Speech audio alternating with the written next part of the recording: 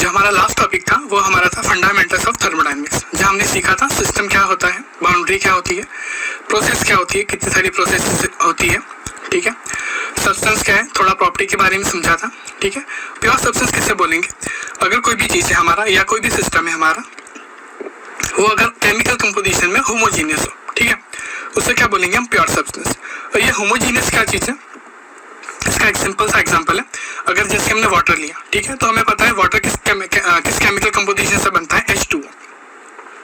तो अगर हम वाटर का लेते हैं और सब जगह पूरा H2O मॉलिक्यूलर है, तो उसको बोल सकते हैं क्या है? ये प्योर सब्सटेंस है, ठीक है। तो जो प्योर सब्सटेंस होता है वो डिपेंड नहीं करता उसके फेसेस पर, ठीक है। जैसे हमारा आइस हो गया, आइस, वाटर और जो हमारा स्टीम बनती है जैसे नॉर्मली वाटर से, वो तीनों हमारे किस में आते हैं? प्योर सब्सटेंस में आते हैं, ठीक है, क्योंकि वहाँ जो हमारा केमिकल है वो हमारा सेम है, H2O, H2O और H2O, ठीक है।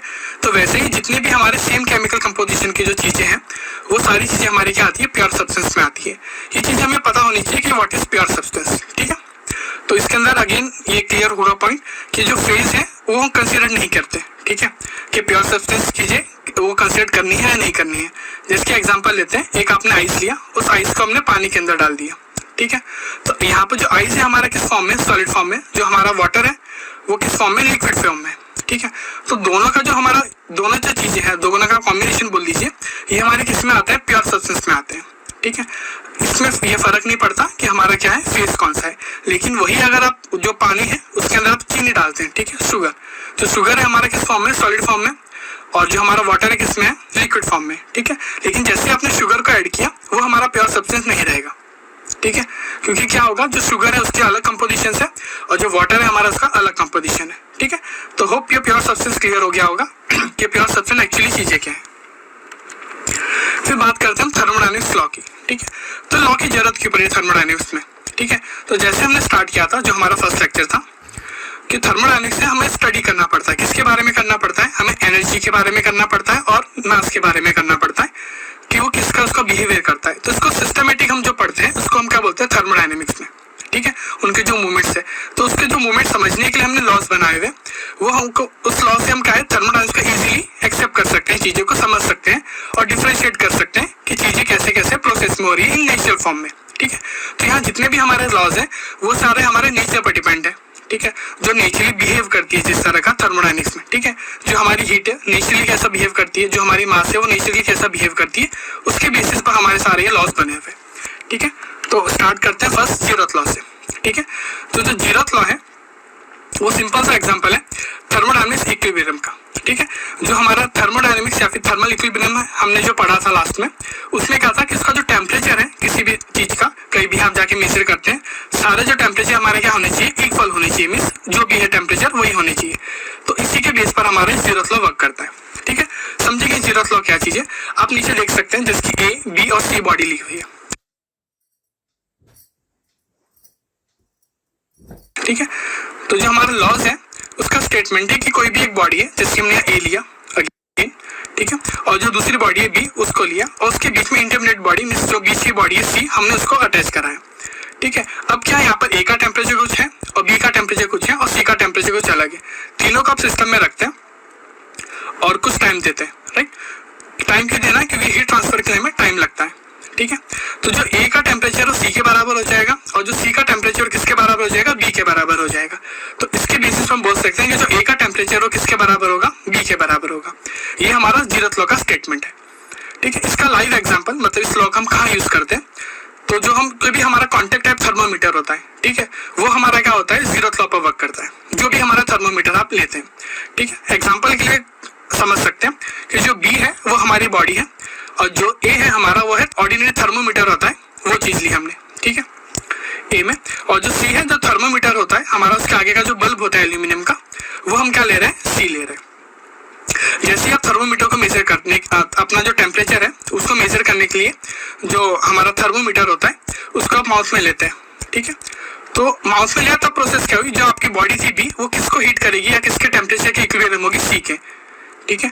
हमारे एग्जांपल से समझे तो हमारी बॉडी है वो किसके टेम्परेचर बराबर होगी? हमारे जो हमारा थर्मोमीटर होता है उसके आगे जो बल्ब लगा होता है, ठीक है, एल्यूमिनियम का या कोई भी मेटल का रहता है, उसके टेम्परेचर के बराबर होगा, ठीक है। और ए सी के बराबर है, मतलब जो हमारा जो ऊपर एल्यूमिनियम का जो होता है, ठीक है, उसको बल्ब बोला जाता है, वो बल्ब का टेम्परेचर किसके बराबर होगा, हमारे मर्क्यूरी के बराबर होगा, राइट।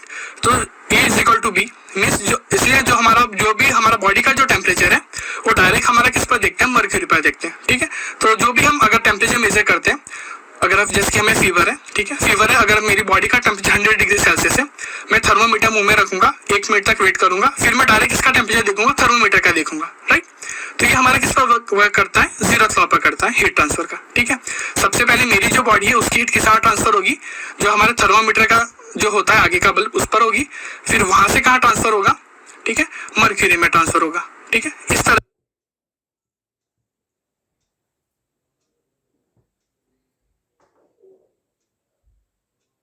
से ये ए बी और सी का जो रिलेशन होता है उसके बेस पर हमारे जितने भी हमारे कॉन्टेक्ट टाइप के जितने भी हमारे थर्मोमीटर होते हैं वो वर्क करते हैं। नेक्स्ट हमारा फर्स्ट लॉ, ओके। जो फर्स्ट लॉ है हमारा वो डिफाइन करता है एनर्जी को, ठीक है, कि जितना आप एनर्जी करते हैं या जितना भी आप वर्क करते हैं उतना हमें एनर्जी मिलता है, ठीक है। इसका जो मैथमेटिकल फॉर्मुलेशन देखें तो cyclic Q is equal to cyclic work, ठीक है। जितना भी आप वर्क करेंगे उतना आपको एनर्जी मिलेगी, ठीक है। जितना भी आप एनर्जी डालेंगे उतना आपको वर्क मिलेगा। ये फर्स्ट लॉ का स्टेटमेंट है, सिंपल सा, ठीक है। उसका एग्जांपल समझते हैं कि फर्स्ट लॉ एक्चुअली क्या चीज है, ठीक है।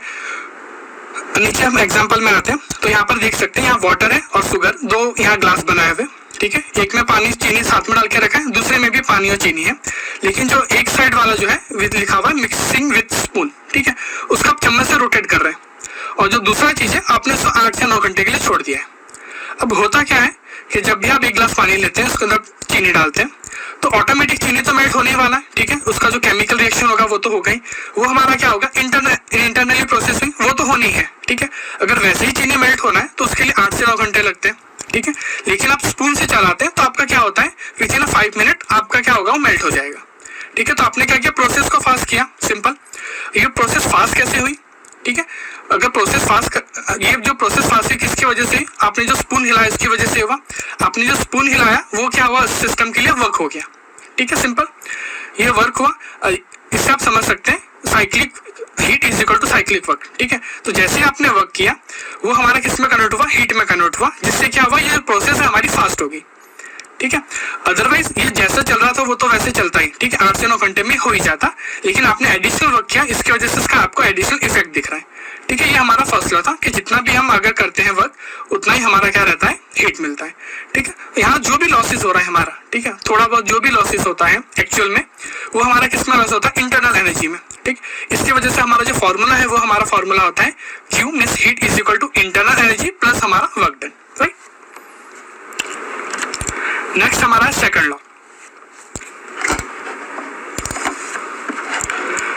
जो सेकंड लॉ है वो डिपेंड करता है हमारे टेम्परेचर पर, ठीक है। टेम्परेचर की जो भी मूवमेंट्स होती है या फिर एनर्जी की आप बोल सकते हैं, ठीक है। तो सेकंड लॉ का स्टेटमेंट एक्चुअली 2 साइंटिस्ट ने मिलकर दिया था, ठीक है। अगर स्टेटमेंट को समराइज करें तो एक्चुअली स्टेटमेंट ये था कि जो हमारा हीट है, ठीक है, जो हमारा हीट है या फिर जो भी एनर्जी है, ठीक है, वो कभी भी ट्रांसफर कहाँ नहीं होगी, लोअर से हायर पर खुद, ठीक है। नॉर्मली क्या होगी, कैसे ट्रांसफर होगी, हायर टू लोअर जाएगी, है ना। इसके सिंपल सा अगर एग्जांपल से हम कंपैरिजन करें तो एक हमने गर्म चाय का हमने लिया, ठीक है, कप ले लिया, वो क्या होगा, कुछ टाइम बाद ठंडा हो जाएगा डेफिनेटली, ठीक है। तो एक्चुअली यहाँ प्रोसेस क्या हुई, जो हमारा कप रखा था हमने गर्म वो उसका हायर टेम्परेचर था, और जो सराउंडिंग का था वो सिंपल टेम्परेचर था, किसके कम टेम्परेचर था, किसके कंपेयर में, हमारे कप ऑफ टी के, ठीक है। तो जो हीट ट्रांसफर हो रही है कहाँ से हो रही है, हमारी कप से लेकर सराउंडिंग में हो रही है, ठीक है। मतलब आप गर्म कप रखते हैं तो गर्म ठंडा हो जाएगा, ठीक है। कप कहाँ तक ठंडा होगा, हमारा एटमॉस्फेयर है उसके टेम्परेचर आ जाएगा, ठीक है। ये हमारा हीट ट्रांसफर का प्रोसेस है, ठीक है। लेकिन आप ठंडी अगर चाय रखते हैं एटमॉस्फेयर के अंदर तो अपने आप गर्म नहीं होगी, ठीक है। वो कभी भी हीट को गैदर नहीं करेंगे खुद से अपने आप, ठीक है। अगर आपको चाय को गर्म करना है तो आपको additional heat work means additional heat देना पड़ेगा, मींस एडिशनल वर्क करना पड़ेगा उस सिस्टम पर, ठीक है। तो जो सेकंड लॉ है उसका बस वही दिखाता है कि जो हीट है can be spontaneous flow from higher temperature region to a lower temperature region, ठीक है, but not the other way around, ठीक है। नॉर्मली इसका सिंपल सा फंडा होता है जिससे आप सेकंड लॉ समझ सकते हैं। तो जो सेकंड लॉ है ये स्टेटमेंट देता है कि कहीं भी हीट ट्रांसफर हो रहा, ठीक है, वो ऑलवेज हायर से लोअर हीट ट्रांसफर होगा, ठीक है। और कहीं भी लोअर से अगर हायर में अगर हीट ट्रांसफर करवाना है हमें